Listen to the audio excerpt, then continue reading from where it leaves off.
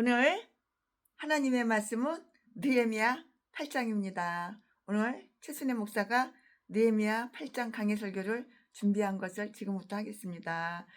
네, 에스라는 느헤미야보다 13년 전에 바벨론에서 이렇게 짠 하고 이렇게 나왔어요. 그렇지만 우리는 여기에서 에스라가 행한 선한 행실, 착한 행실, 의로운 행실, 그 선한 행실, 선행의 일면을 다 알게 돼요. 그러한 업적은 그가 이전에도 행한 것일 수도 있어요. 그렇지만은 느헤미야가 올 때까지는 착수하지 않고 있었어요. 느헤미야는 비록 에스라처럼 거룩한 학자 아니었어요. 거룩한 학자도 아니었어요. 또 하나님의 율법에 아주 통달한, 그렇게 아주 통달한, 유식한 통달한 학사도 아니었어요. 그렇지만 누구보다도, 어떤 사람보다도 매우 활발하고요, 또한 매우 적극적이고 아주 매우 부지런한 그런 사람이었어요. 누가? 느헤미야가 그런 사람이었다고요. 느헤미야의 열심히 에스라의 학식을 활용하도록 이렇게 만들어 주었고요, 다음과 같은 훌륭한 일을 이렇게 다 이루어 놓았어요. 다음과 같은 아주 훌륭한 일을 이거 이거 다 이렇게 이루어 놓았다고요. 그럼 다음과 같은 그 훌륭한 일, 어떠한 일을 이루어 놓았냐? 거기에 대해서 또 최순애가 설명을 할 텐데요. 율법을 공적으로 그리고 엄숙하게 낭송하고 이렇게 해석을 했어요. 이 말씀은 1절부터 8절까지가 다 있고요. 또 백성들은 이 집회를 맞이해서 아주 기쁨을 표시하도록 이렇게 명령을 받았어요. 이 말씀을 9절부터 12절까지 있고요. 12절까지 있고요. 또 초막절이 율법에 따라서 엄숙하게, 아주 엄숙하게 이렇게 지켜졌는데요. 이 말씀은 13절부터 18절까지 있어요. 자, 지금부터 설교 제목은 율법의 해설! 지금부터 설교 제목은 율법의 해설! 지금부터 본문 말씀은 느헤미야 8장 1절부터 8절! 1절!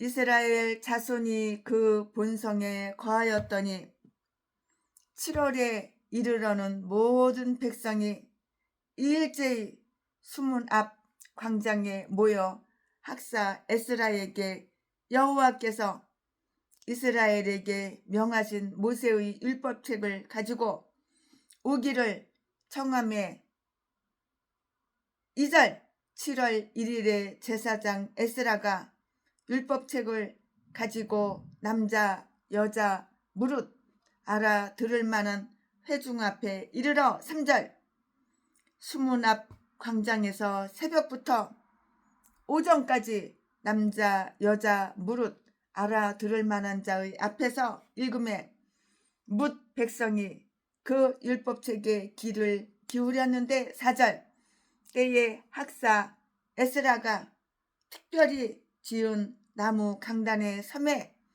그 우편에 선자는 마띠다와 스마와 아나야와 우리야와 힐기야와 마세야요.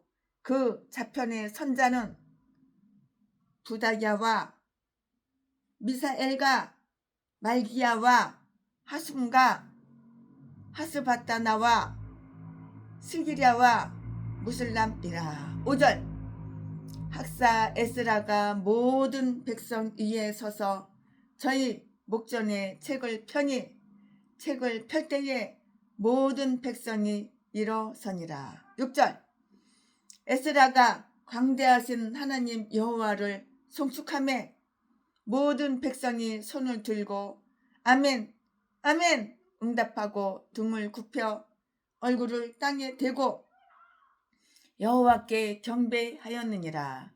7절 예수아와 바니와 세레비아와 야민과 악굽과 사부대와 호디야와 마세야와 그리다와 아사랴와 요사박과 하난과 블라야와 레이 사람들이 다 그 처소에 섰는 백성에게 율법을 깨닫게 하는데 8절 하나님의 율법책을 낭독하고 그 뜻을 해석하여 백성으로 그 낭독하는 것을 다 깨닫게 하매. 예, 이거 오늘 본문 말씀입니다. 이 본문 말씀 가지고 최순애가 강의 설교를 시작할 것인데요. 네, 우리는 여기에서 하나님을 영광되게 하고 교회를 교화시키기 위해서 아주 거룩한 이렇게 종교적 모임을 열어서 선한 일을 행한 사건에 대해서 우리는 이 본문 말씀을 통해서 지금 알게 됐는데요. 이것을 행한 때는 제 7월 1일이었어요. 2절 말씀에 그날은 안식일이라고 불리우는 나팔절이었어요. 나팔절. 여러분 다 아시죠? 목사라면 다 알죠? 나팔절이었고요. 성회가 열리는 그런 날이었고요. 레위기 23장 24절 말씀, 민수기 24장 1절에 나오잖아요. 그러나 그것만이 전부 다는 아니었어요. 이것은 사로잡혔다가 돌아온 그 후에 제단을 세우고 번제를 드리기 시작한 날로서 그 당시 살아남은 자들에 대한 하나님의 사랑을 기념하는 그런 날이었어요. 바로 그날이 이 날이었어요. 그런 날이었다고요. 그리고 그들은 그것을 감사하게 기억하는 뜻에서 다른 절기보다도 더욱 성대하게 이 날을 지켰는데요. 우리의 마음에 새로이 하나님의 은총에 기억이 나면 우리는 직접 그러한 은총의 증인들이고요. 우리는 새삼스레 큰 감동, 커다란 감동을 받게 되는 것이에요. 그것은 수문 앞 광장에서 행해졌어요.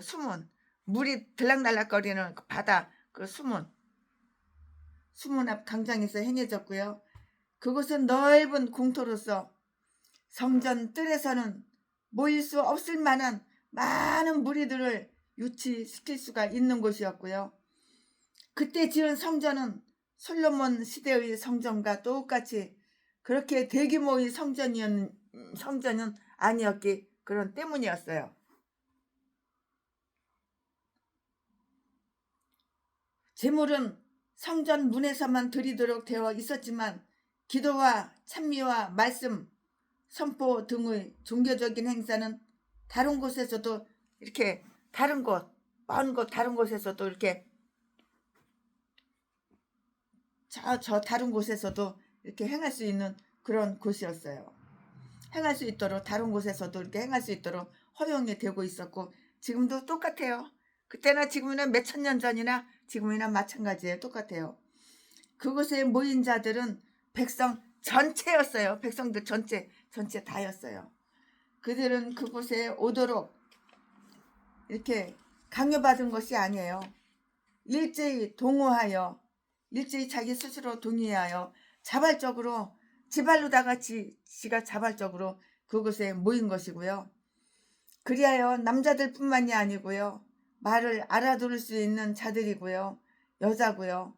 어린아이고요. 그냥 모두 다 모인 거예요. 모여 자발적으로 모여 이렇게 해서 모인 거예요. 강압적으로 그거 아니에요.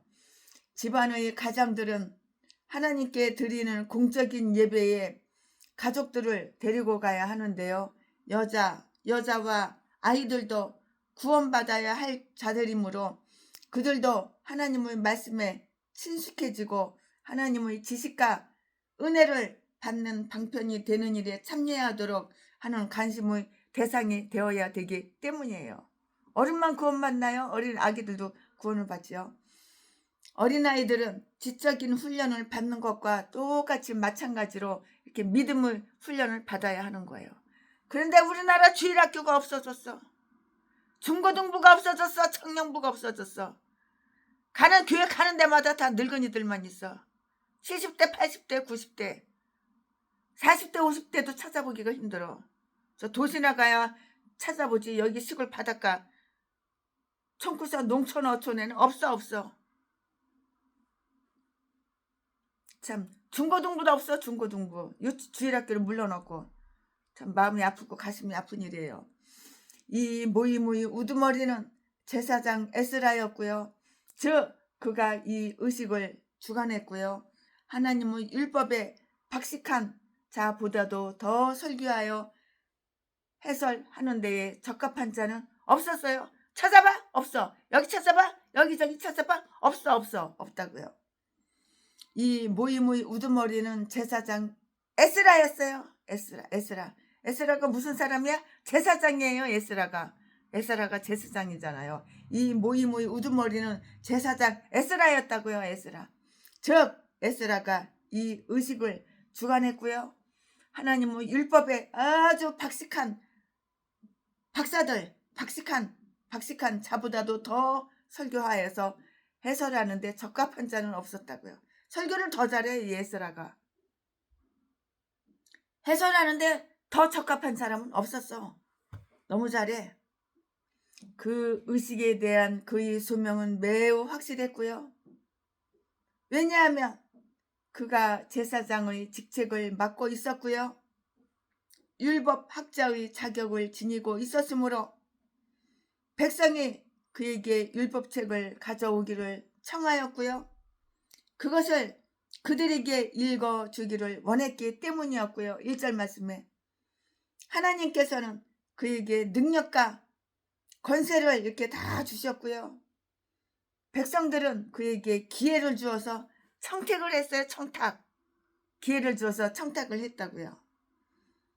지식은 그것을 필요로 하고요. 또 그것을 요청하는 모든 사람에게 줄 수 있는 영적인 자성금이에요. 자성금. 그의 자리는 매우 편안했어요. 그는 말씀을 위해서 만들어 놓은 이렇게 나무 강단 또는 대에 서서 말씀을 가르쳤고요.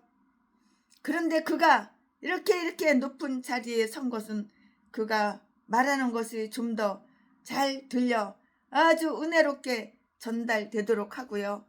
듣는 자들이 모두 그를 주목하여 누가복음 4장 20절 말씀과 똑같이 이렇게 주의를 집중시키기 위한 것이었다고요. 그에게는 여러 명의 보조자가 있었어요. 그들 중에 6명은 그의 오른편에, 그리고 7명은 그의 왼편에 이렇게 서 있었다고요. 이 말씀은 어디에 있어? 4절에 기록이 다 되어 있어요. 이 강단은 특별석처럼 한 줄에 모두 그들이 자리 잡도록 만들어졌거나, 만일 그렇다면 이것은 거의 대답이라고 부르기가 아주 힘든데요. 또는 한 단계 낮은 곳에 그들이 자리 잡을 수 있도록 이렇게 해 놓았다고요. 그가 지쳤을 때는 이들에게 읽도록 명령했을 것이라고 생각하는 사람들도 있고요. 아무튼 이들을 보조자로 선택해서 백성들 앞에 아주 영예롭게 한 것은 적어도 다른 때 이들도 이와 똑같은 일을 하도록 하기 위한 것이었다고 이렇게 볼 수가 있고, 이렇게 봐요. 이렇게 본다고요. 또 7절에 언급되어 있는 다른 사람들은 에스라의 그 가르침을 들으려 올 수 없었던 자들을 위해서 그 근처에 있는 처소에 가서 율법을 다 읽어주고요. 율법을 공부하고요. 율법을 해설해 주는 일을 이렇게 동시에 맡은 것이에요.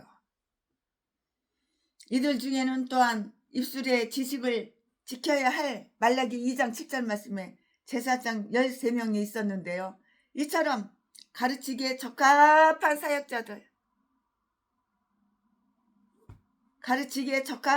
사역자들이 있었다는 것은 그들에게 큰 은혜라 아니할 수가 없는 거예요. 요즘 교회마다 성경 공부를 가르쳐야 되는 거야. 성경을 배워야 되는 거야. 성경의 지식이 빠삭한 사람들이 일주일에 한 번이라도 모여가지고 2-3시간씩 이렇게 성경을 가르쳐야 하는 거야. 이처럼 가르치기에 적합한 사역자들이 있었다는 것은 그들에게 큰 은혜라고요. 은혜를 아니할 수가 없는 거예요. 은혜가 맞죠. 이러한 보조자들을 지닌 에스라는 참 행복했고요. 또 에스라와 같은 인도자를 지닌 그 백성들도 행복했어요. 최순애가 어렸을 때 중고등부 주일학교 때 학교가 아니라 교회 선생님들이 성경 공부를 이렇게 가르쳤어요. 그때 배운 게 지금도 기억나는 게 참 많아요. 그러니까 타락했다가 다시 돌아오고 타락했다가 다시 돌아오고 세상으로 갔다 다시 주님 품에 들어오고 그랬죠. 그 기초가 있었으니까. 이 집회에서 행해진 종교 행사는 의식상의 것이 아니고요. 도덕적인 것이고요. 기도와 설교였어요.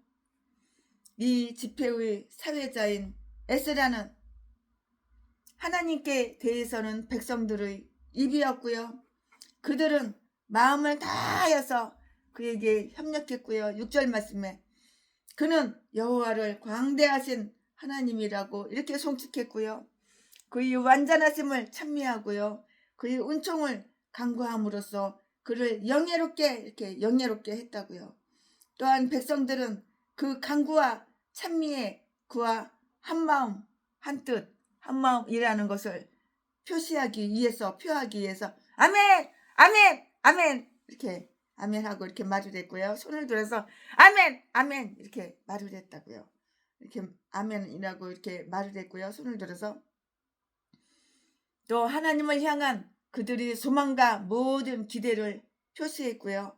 몸을 굽혀서 얼굴을 땅에 대므로써 하나님께 대한 경의와 복종심을 이렇게 나타냈다고요. 하나님의 말씀 속에서 하나님의 위대하시고 선하심을 깨달으면서 하나님의 말씀을 읽거나 들으려 할 때에는 우리도 이들처럼 하나님을 사모하고 우리 자신을 그에게 말씀을 드려야 하는 것이에요. 에스라는 백성들에게 하나님의 대변인이 되었고요. 이들은 열심히 에스라의 말에 길을 쫑긋 세워서 배운 거예요. 이것이야말로 그 의식에서 가장 중요한 말이었어요. 우리는 다음과 같은 사실을 주목해 볼 필요가 있는데요. 그러면 그 다음과 같은 사실이 무엇인지 최순애가 지금부터 말을 할 건데요. 에스라는 율법책을 가지고 회중 앞에 이르렀어요. 공부 가르치려고. 이 말씀이 어디에 있냐면 2절에 있고요. 그는 가장 훌륭하면서도 아주 정확한 율법 사본을 가지려고 이렇게 애썼고요. 그리고 그는 훌륭한 관리인처럼 그 자신이 사용하기 위해서 모아두었던 것을 이제 교회의 유익을 위해서 놓았던 것인데요. 다음 사실을 한번 관찰해 볼까요? 다음 사실을 한번 관찰해 보겠습니다. 율법책은 율법 학자들의 연구를 위해서만 쓰여지는 것이 아니고요. 회중 앞에 들고 나와서 그들의 말로 읽어주도록 되어 있는 그러한 책이에요. 그러한 책이라고요. 목회자들은 우리 목사님들은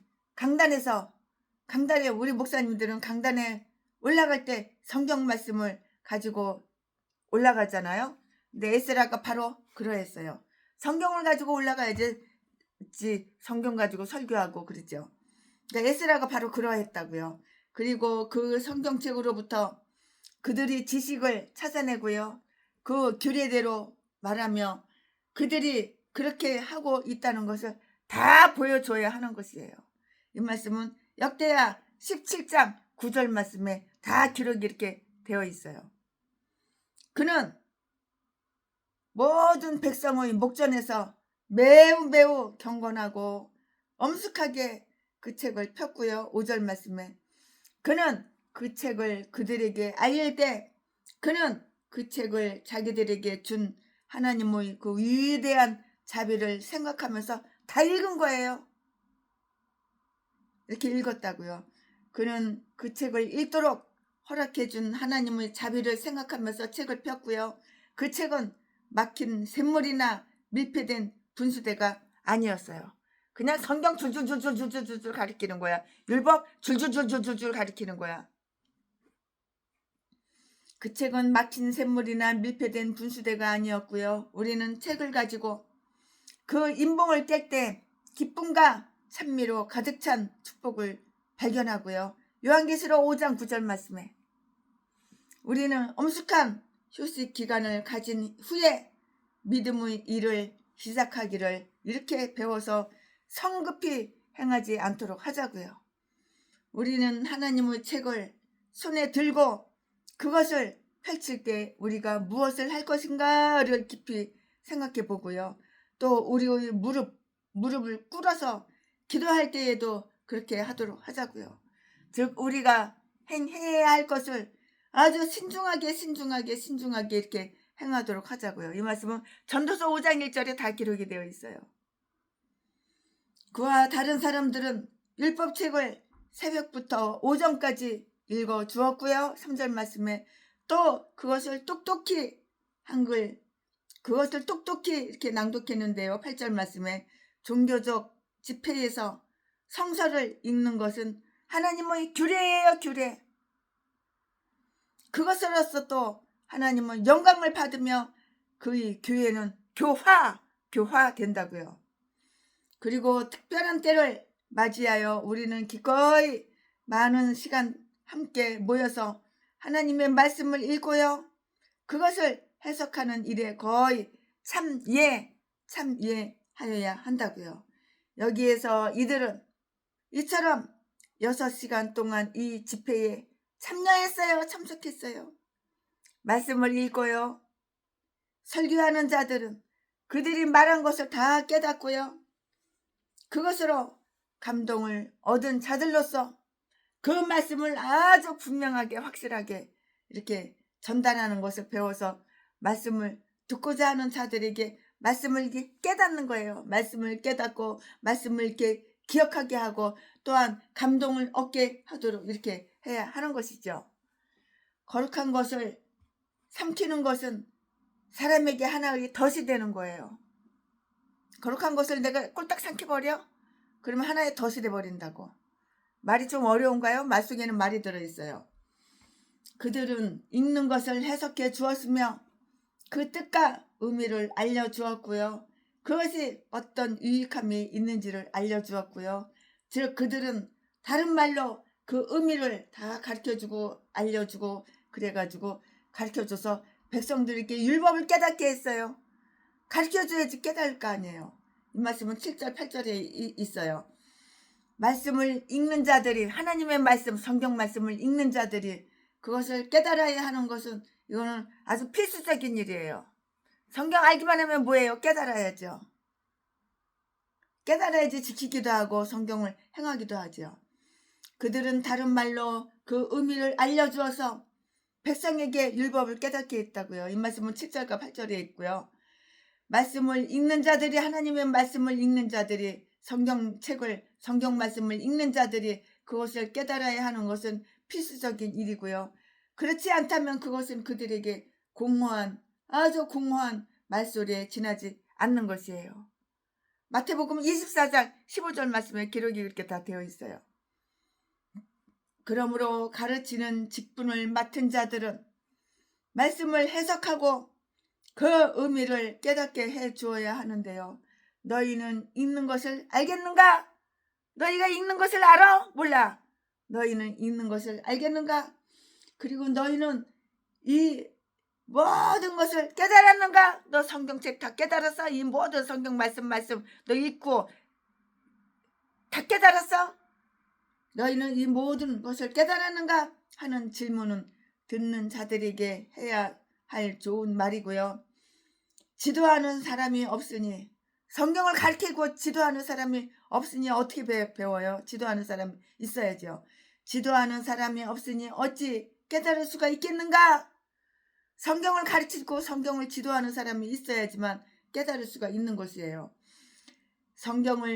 하나님의 말씀을 성경책을 지도하는 사람이 없으니 어찌 깨달을 수 있겠는가 하는 것은 가르치는 자들에게 적합한 질문이고요.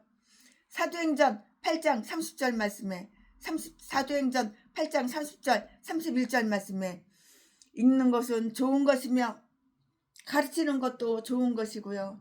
그러나 해석하는 것은 읽는 것과 가르치는 것을 병합하며 이것은 읽는 것을 더욱 이해하기 쉽게 하고요.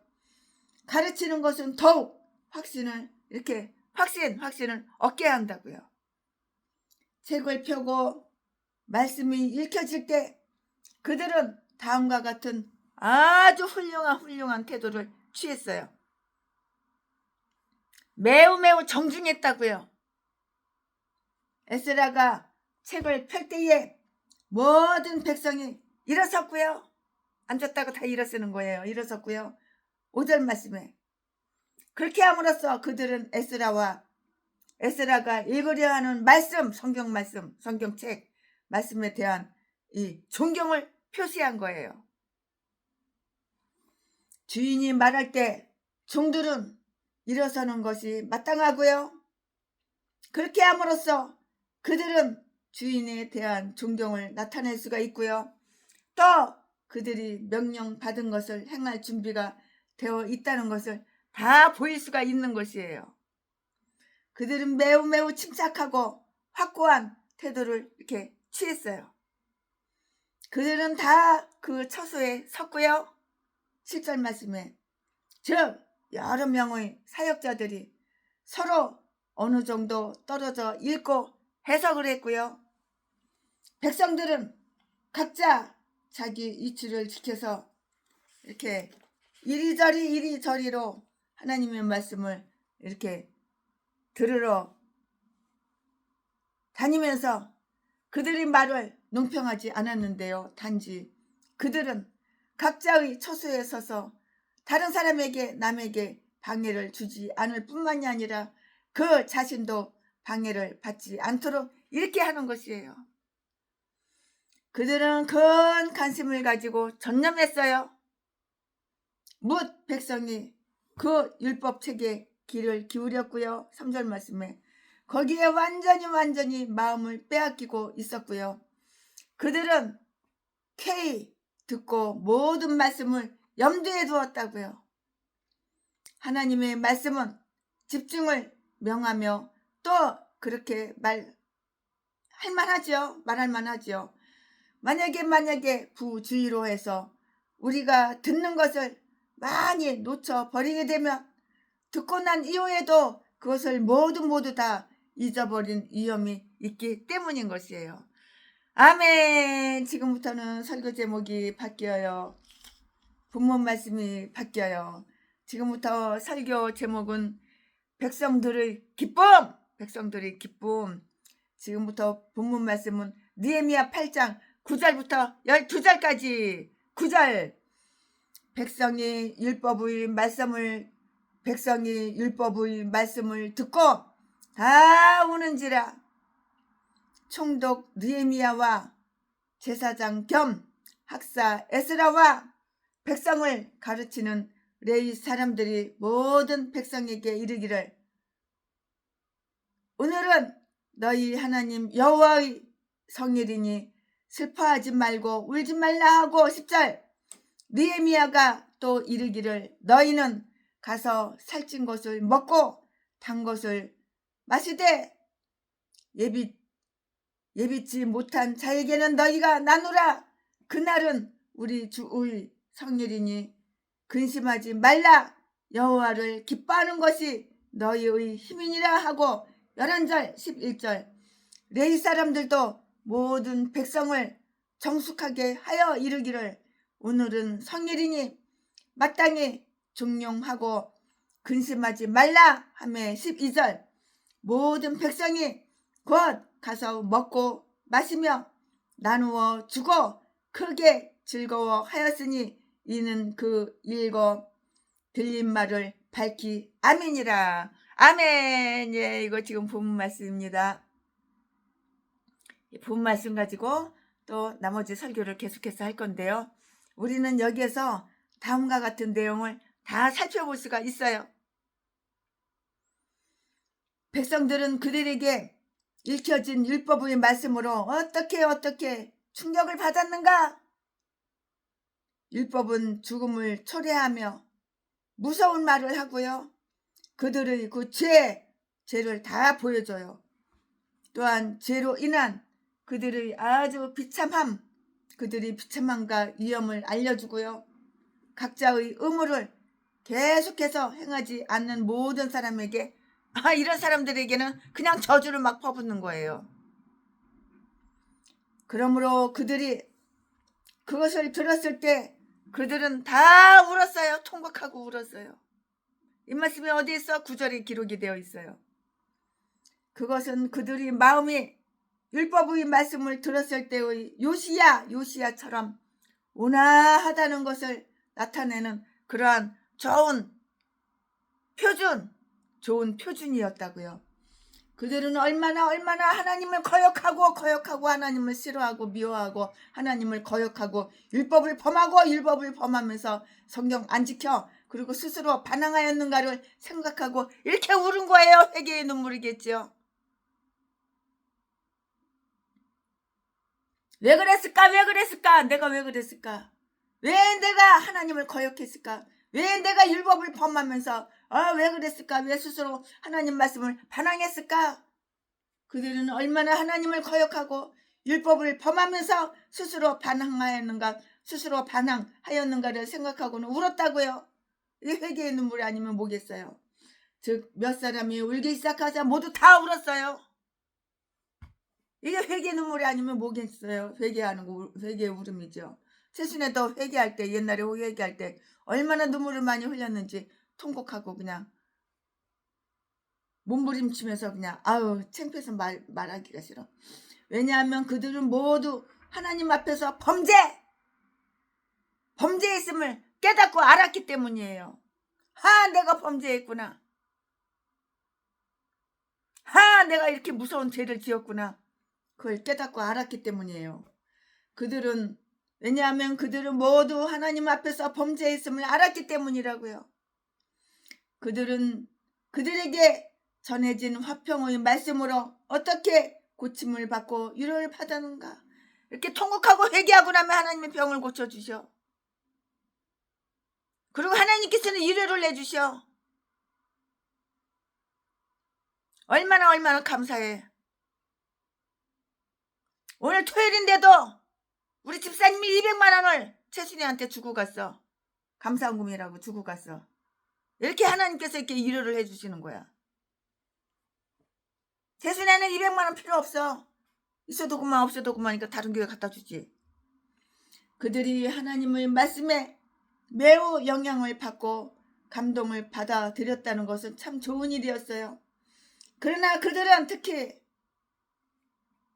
이러한 때에 부당하게 슬픔에 빠져서는 안 되었다고요. 내일 주일날이니까 교회 가서 교회에다 헌금하면 되죠.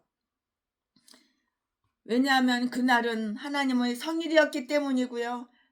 그것은 엄숙한 잔치날이었으므로 그들의 의무는 기뻐하는 것이었고요. 죄에 대한 슬픔까지도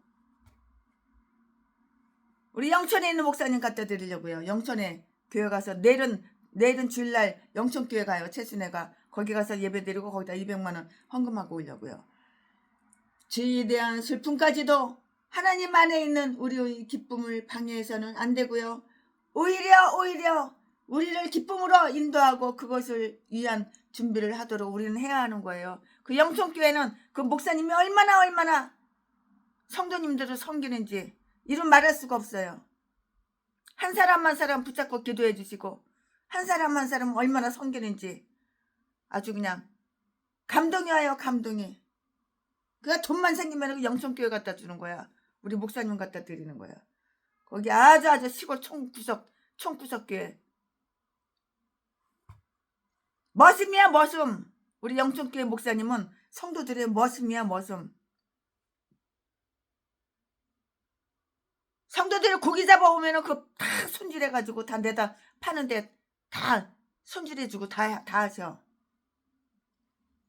이 집회의 지도자들은 그들을 평정시키고 격려해 주려고 애썼고요.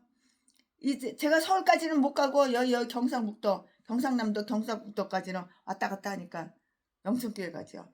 이제 느헤미야가 들어오게 되었고요. 영천교회 목사님이 차 가지고 아예 와 세순회 데리러. 그는 본 장에서는 처음으로 이렇게 나타났고요. 그는 백성들이 우는 것을 목격했는데요. 에스라는 백성들이 그 말씀에 깊이 감동된 것을 보고 참 좋아했어요. 그러나 느헤미야는 그날에는 그렇게 슬퍼하는 것이 부당하다고 자기의 뜻을 에스라에게 다 전했어요. 그 영천교회 목사님은 주일날 아들도 오고 딸도 오고 며느리도 오고 사이도 오고 손주들도 오고 다 와. 교회가 북적북적대. 가족이 다 와. 가족이 얼마나 행복하고 좋은지 몰라요. 그는 본장에서는 처음으로 나타났는데요. 그는 백성들이 우는 것을 목격했고요. 에스라는 백성들이 그 말씀에 깊이 감동된 것을 보고 좋아했고요. 그러나 느헤미야는 그날에는 그렇게 슬퍼하는 것이 부당하다고 자기의 뜻을 에스라에게 전했고요. 에스라도 느헤미야의 생각에 이렇게 수긍했다고요. 이날은 성일이었으므로 그것을 안식일이라 이렇게 부르는데요. 레위기 23장 24절 말씀에 기쁨과 찬미로 송축하여야 하고요. 그들이 영원히 고통당하는 날처럼 해서는 안 되었던 것이에요. 아멘, 아멘이죠? 당연하죠. 그들은 백성들에게 슬퍼하지 말며 울지 말라고 이렇게 명령을 했어요. 슬퍼하지 말어! 백성들! 슬퍼하지 말어! 백성들이여 슬퍼하지 말어! 백성들이여 울지 말어! 이렇게 명령을 했다고요. 9절 말씀에 백성들이여 근심하지 말어!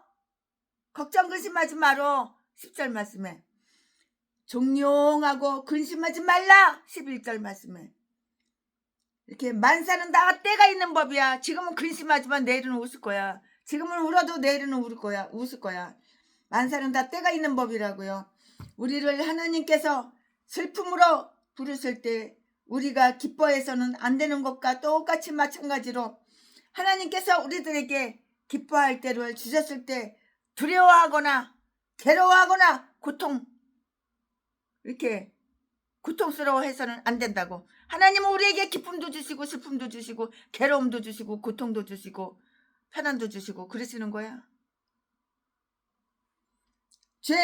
죄를 슬퍼할 때라도 하나님 안에 있는 우리의 기쁨이나 그의 일을 행하는 즐거움을 방해할 정도로 지나쳐서는 이거 안 되는 거예요.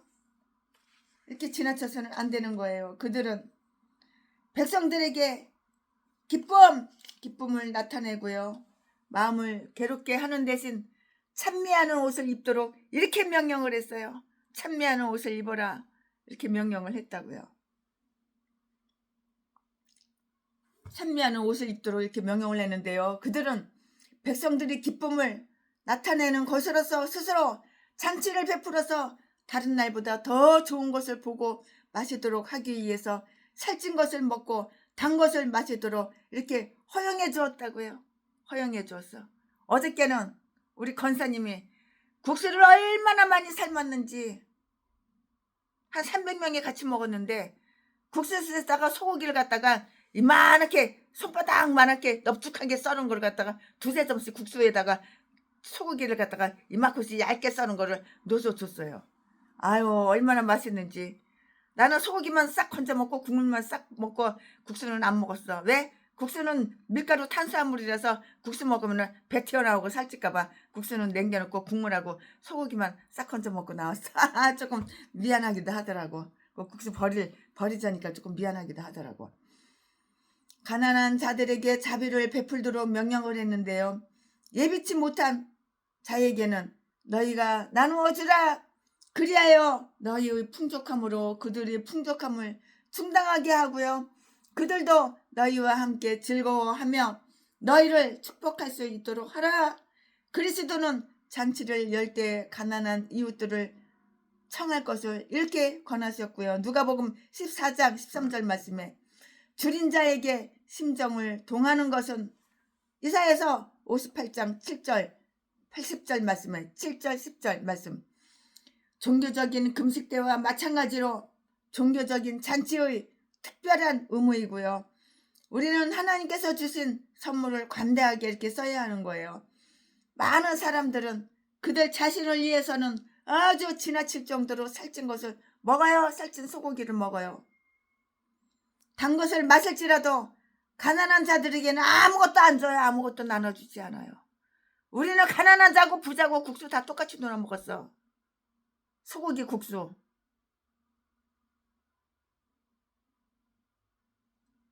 가난한 자 부자 그런 거 없어. 똑같이. 근데 양이 너무 많아가지고 막 남기는 거예요. 그 국수를. 근데 소고기는 다 건져 먹더라. 나처럼. 이러한 자들은 부유한 자에 대한 부유에 나오는 누가복음 16장 19절 말씀에 그들의 심판을 읽을 수 있을 것인데요. 이들은 하나님께서 왜 그들에게 물질을 주셨는지 알지를 못해요. 왜 내가 부자지? 왜 하나님께서 나한테 물질을 주셨지? 그거 알지를 못해. 그걸 알아야 되는 거야. 너만 잘 처먹고 잘 살으라고 하나님께서 물질 주신 거 아니거든. 이들은 하나님께서 왜 그들에게 커다란 물질을 엄청나게 주셨는지 알지를 못하고 살피려고 하지도 않는 자들이라고. 국수 너 혼자만 삶아 먹으면 되냐? 300명 다 와가지고 다 같이 삶아 먹어야지.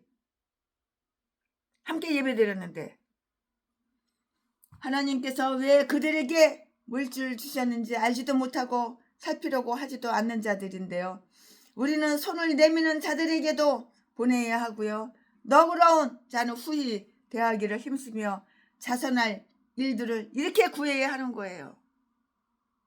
스스로는 라면을 사가지고 라면을 나눠줬죠. 1인당 5개씩. 1인당 5개씩 300명 나눠주면 얼마야 그게. 한 사람 나눠주면 얼마 안 되지만은 300명을 갖다가 1인당 5개씩 나눠주면은. 그 대신 내가 국수 얻어 먹었잖아. 소고기 국수. 하나님은 이 세상에 공짜는 없는 거야. 내가 받았으니까 나도 주는 거야. 하나님께서 은총으로 다스리시고 인도하시는 그의 선하심을 기뻐하고 하나님의 은혜와 사랑으로 얻은 우리의 유익함에서 우러나오는 기쁨이 되게 하고 또한 그의 은총에 대한 표시가 되게 하라. 이 기쁨은 너희 힘이 될 것이라고요. 이 기쁨이 뭐가 돼? 너희에게 힘이 되는 거예요. 용기가 되는 거예요. 힘이 되는 거예요. 그러므로 그것을 장려하라. 그것은 첫째, 잔치에 대한 다른 의무들을 이행하게 하는 너희의 힘이 될 것이라고요. 나의 힘이 되신 여호와여, 내가 주님을 사랑합니다. 우리가 믿음의 일에 열심일수록 하나님을 믿는 일에 아주 내가 열심이야. 우리가 믿음의 일에 열심일수록 그에 대한 더 풍성한 일들을 가지게 되는 것이라고요. 그것은 너희에게 읽어준 하나님의 율법을 따라서 행해야 하는 모든 일들을 위한 너희 힘이 될 것이고요. 거룩한 기쁨은 순정이라는 차를 굴리는 기름이 될 것이라고요. 그것은 너희를 중상모략하는 적들을 이기는데 힘이 되어줄 것이고요. 여호와의 기쁨은 우리 영혼의 적들을 물리칠 수 있도록 우리를 무장시켜 줄 것이고요. 유혹하는 자들이 우리를 잡기 위해서 미끼로 던져주는 달콤한 먹이를 입에 대지 않게 할 것이고요. 회중은 그들에게 내려진 이 명령에 응했고요. 울던 그들은 정숙하게 되었고요. 11절 말씀에 또 크게 즐거워했다고요. 이 말씀은 12절에 있어요. 우리는 어떻게 해서 감정이 폭발했든지 간에 그것이 이치에 맞지 않고 때에 맞지 않았다는 것을 알았을 때는 항상 모든 감정을 거두어 드릴 수가 있어야 하는 것이에요. 자기 마음을 다스릴 수 있는 자는 용사보다 낫다. 그 사실을 한번 주목해 보자고요. 내 마음을 내가 다스려야 하는 거야. 내 마음을 내가 다스리는 자는 용사보다 낫다고 그러잖아요. 자기 마음을 다스릴 수 있는 자는 용사보다 낫다. 그 다음 사실을 한번 주목해 보자고요. 그들은 슬퍼한 후에 기뻐했어요. 그들은 슬퍼한 이후에 즐거워했다고요. 맨날 슬퍼만 해? 슬퍼하고 즐거워하고 즐거운 일도 있고 슬픈 일도 있고 그런 것이지. 그들은 슬퍼한 이후에 즐거워했고요. 거룩한 슬픔 이후에는 아주 거룩한 즐거움이 뒤따른다고요. 날마다 뭐 슬프기만 한 것 같아? 아니에요. 거룩한 슬픔 이후에는 즐거운 아주 거룩한 즐거움이 뒤따르고요. 눈물로 씨를 뿌리는 자는 기쁨으로 거둘 것이다. 그 말씀을 깨닫고 두려워하는 자들은 말씀이 주는 확신 속에서 승리를 얻게 될 것이라고요. 그들이 기뻐한 이유는 매우 타당했어요. 그들이 즐거워한 것은 그들이 살찐 것을 먹고 단 것을 마시며 많은 좋은 친구들과 한자리에 있기 때문이 아니고요. 그들에게 읽혀진 말을 밝히 안 때문이었다고요. 바로 이유가 바로 여기에 있는 거예요. 우리가 거룩한 성경을 가지게 되고요. 또 그것을 깨달을 수 있게 되는 것은 매우 커다란 자비였어요. 자비. 우리는 그 사실을 매우 즐거워해야 하는데요. 성경가 사역자들은 하나님의 백성 이스라엘의 기쁨이라고요. 우리가 하나님의 말씀을 잘 깨달을수록 우리는 그 속에서 더 많은 위로를 발견하게 될 것이고요. 왜냐고요? 왜냐하면 고통이라는 어두움은 지혜가 없을 무지. 아주 지혜가 전혀 없어. 사람이 지혜가 있어야지. 전혀 무지하다고. 그들이 기뻐한 이유는 매우 타당했는데요. 그들이 즐거워한 것은 그들이 살찐 것을 먹고 단 것을 먹고 그랬는데 우리가 거룩한 성경을 가지게 되고 또 그것을 깨달을 수 있게 되는 것은 매우 큰 자비인데요. 우리는 그 사실을 매우 즐거워해야 하고요. 우리가 하나님의 말씀, 성경책을 깨달으면 깨달을수록 성경 말씀, 성경책을 공부하면 공부할수록 우리는 그 속에서 더 많은 위로를 발견하게 되고요. 왜냐하면 고통이라는 그 어두움은 나에게 왜 고통이 와? 무지하기 때문에. 무식하니까 무지하니까. 또 무식하니까는 실수를 한 것이지. 무식하지 않으면 실수를 왜 했겠어? 우리가 하나님의 말씀을 잘 깨달을수록 우리는 그 속에서 더 많은 위로를 발견하게 되는데요. 왜냐하면 고통이라는 어두움은 무지와 실수라는 어두움에서 나오기 때문이라고요. 그 말씀이 처음 그들에게 이렇게 잠언에 많이 나오죠. 읽혀졌을 때 그들은 울었어요. 내가 왜 무지했을까? 내가 무지했으니까 실수를 했지. 인생 이렇게 실패했지. 내 목회 실패했지. 내가 왜 그랬을까? 그리고 이렇게 울었던 거예요. 이제 깨닫고 우는 거예요. 그러나 그들이 그것을 이제 깨달았을 때 그때는 이제 그들은 회개를 하고 회개하니까는 울지요. 통곡이 나오죠. 내가 왜 그랬을까? 그때 왜 그랬을까? 내가 왜 그랬을까? 그렇게 울죠. 깨달았을 때 그들은 회개하고 다시 돌아온 자들에게 준 귀한 언약이 있으므로 이스라엘이 소망이 있다고 하는 것을 발견하고는 이렇게 그때는 이제 즐거워한 거예요. 아멘. 지금부터는 설교 제목이 바뀌어요. 지금부터는 본문 말씀이 바뀌어요. 지금부터 설교 제목은 백성들이 이제 기쁜 거예요. 회개하고 나면 기쁨이 생기는 거야. 회개하고 나면 인생 실패 안 해. 목회 실패 안 해. 깨달았으니까 이제. 내 고집 내려놓고 깨달았으니까. 자, 지금부터 설교 제목은 백성들의 기쁨. 지금부터 본문 말씀은 느헤미야 8장 13절부터 18절까지 13절. 그 이튿날 뭇 백성의 족장들과 제사장들과 레위 사람들이 율법의 말씀을 밝히 알고자 하여 학사 에스라의 곳에 모여서 14절 율법책을 본즉 여호와께서 모세로 명하시기를 이스라엘 자손은 7월 절기에 초막에 거할지니라 하였고 15절 또 일러스되 모든 성읍과 예루살렘에 공포하여 이르기를 너희는 산에 가서 감람나무 가지와 돌 감람나무 가지와 화석류 나무 가지와 종료 나무 가지와 기타 무성한 나무가지를 취하여 기록한 바를 따라 초막을 지으라 하라 하였는지라. 16절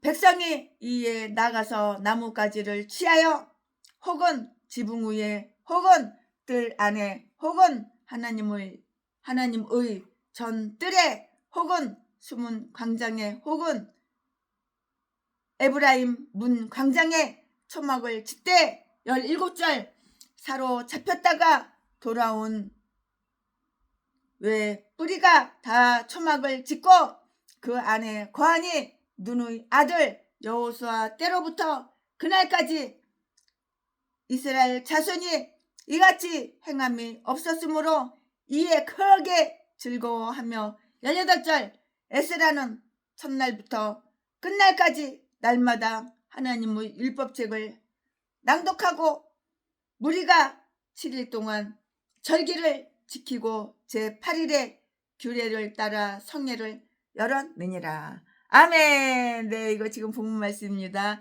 이 본문 말씀 가지고 나머지 강의 설교 이제 얼마 안 남았는데 맞아 이제 하겠는데요. 네, 백성들은 다시 말씀에 집중을 했어요. 얼마나 아주 그냥 꿀성이보다 더 달어. 말씀 공부할 때 이거 안 겪어본 사람은 몰라. 체험 안 해본 사람은 몰라. 하나님의 말씀이 정말 꿀성이보다 더 달어. 백성들은 다시 하나님 말씀 성경책에 집중했다고요.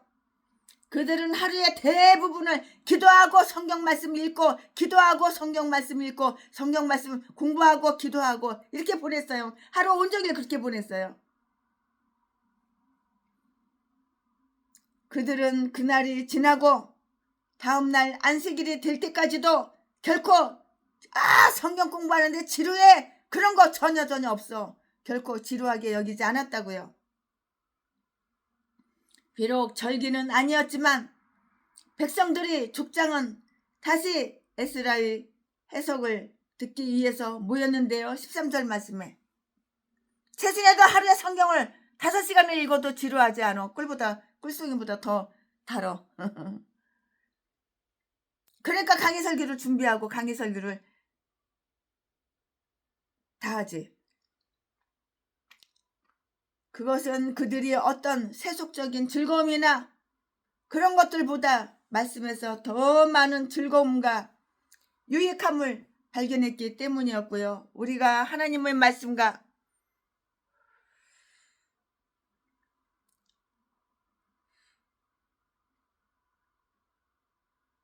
우리가 그것을 옳게 깨닫고요.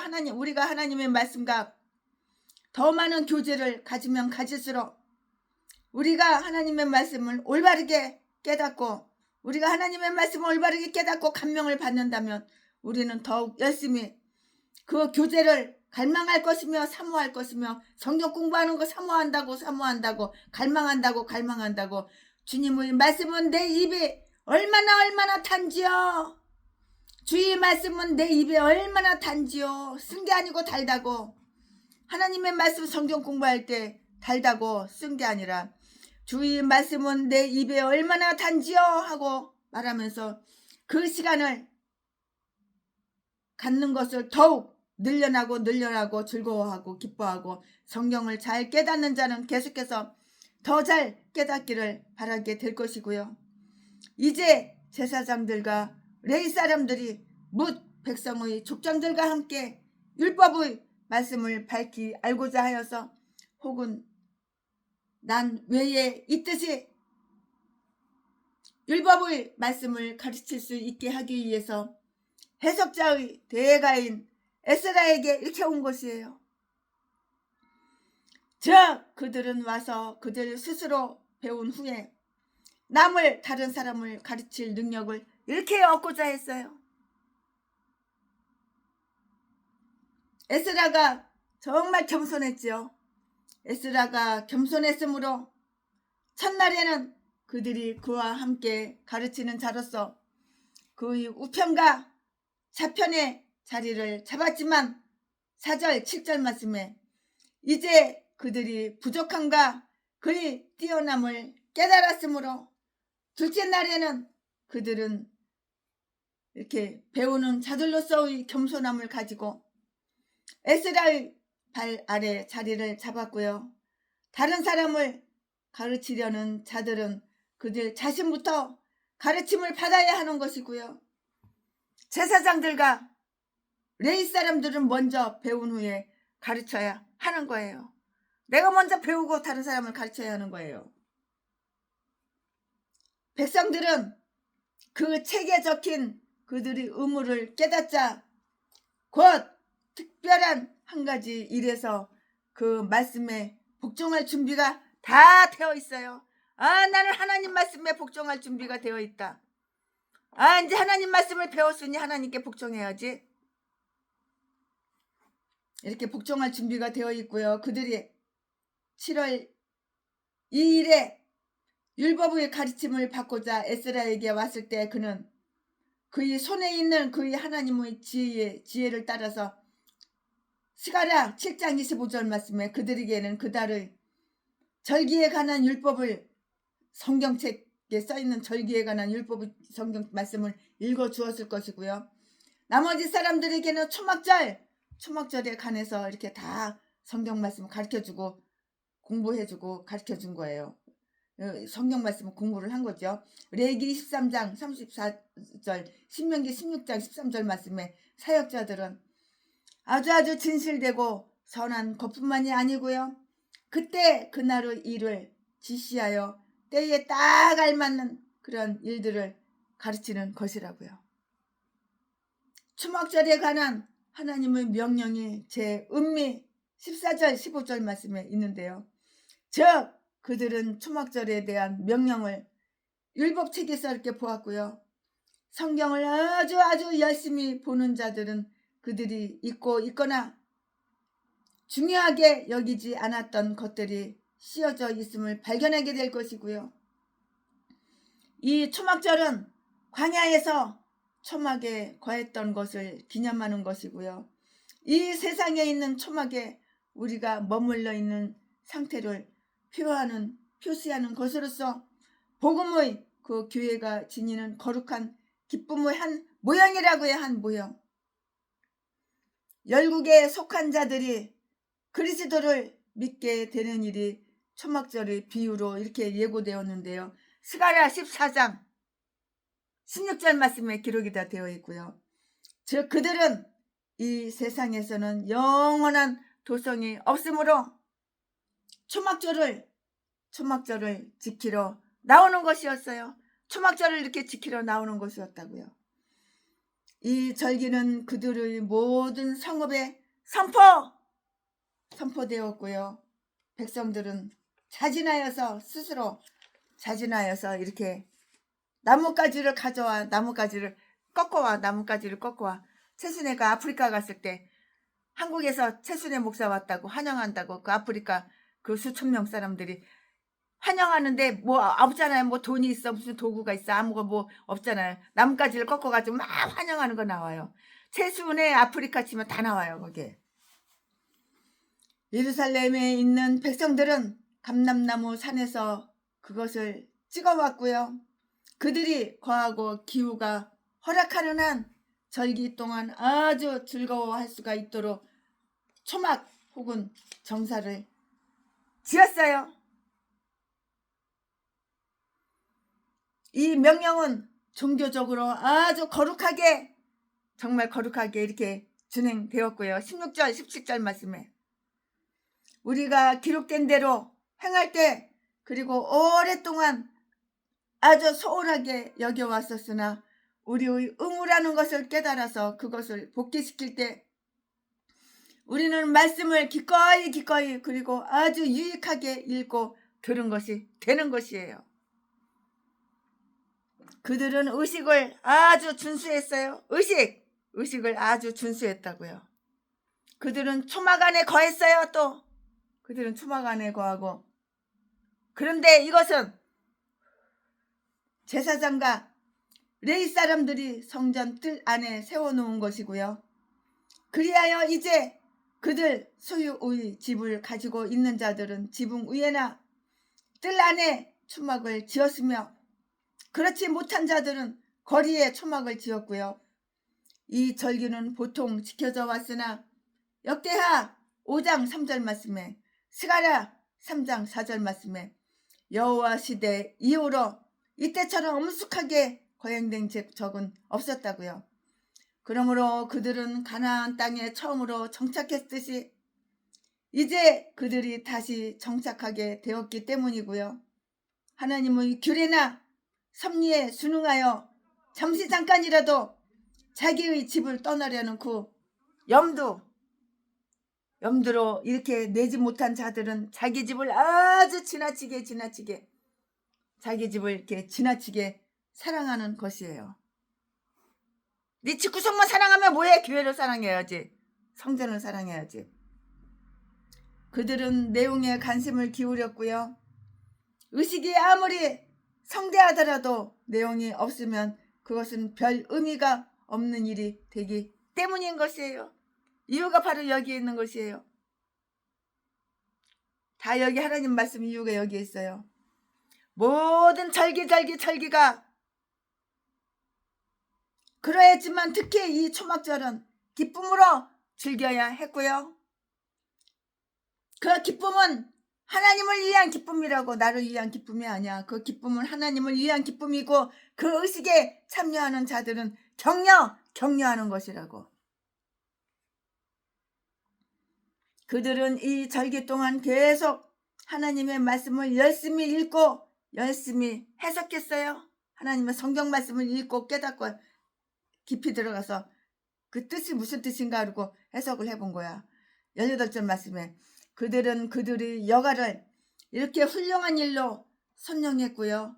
시간을 전략하는 것은 성경을 연구하고요. 그 말씀과 교제하면서 보내는 것보다 더 나을 수가 없는데요. 이 초막절에 하나님은 7년마다 한 번씩 율법을 읽으라고 이렇게 명령했고요. 그런데 이때가 그 의식을 행해야 하는 면제년이었는지 신명기 31장 10절 11절 말씀에 나타나 있지가 않아요. 그러나 그들은 절기의 모든 날들을 아주 착하고 선한 일을 위해서 이렇게 보냈고요. 제 8일에 하나님이 명령하신 그 성회로 열은 거예요. 그리고 이들은 그달 22일의 의식이 끝났으나 곧 헤어지지 않았는데요. 이것은 그 절기 24일에는 금식과 기도를 하도록 이렇게 되어 있었기 때문이었고요. 경건한 슬픔이 우리로 하여금 아주 거룩한 기쁨을 배척하도록 해서는 안 되는 것과 똑같이 마찬가지로 거룩한 기쁨이 경건한 슬픔을 배제하도록 이렇게 만들어서도 안 되는 것이에요. 아멘. 오늘 최순애 목사가 느헤미야 8장 강해설교 준비한 것은 여기까지가 끝입니다. 자, 무리변에서 포도주가 되봅시다. 예수님이 말씀하시니 물이 변하여 포도주 됐네. 예수님이 말씀하시니 물이 변하여 포도주 됐네. 예수님 나에게도 말씀하셔서 새롭게 변화시켜 주소서. 아멘. 우리 날마다 물이 변해서 포도주가 됩시다. 날마다 내가 목사면 날마다 새롭게 하나님 나를 변화시켜 주세요. 새롭게 날마다 변화되는 우리가 되시기를 바랍니다.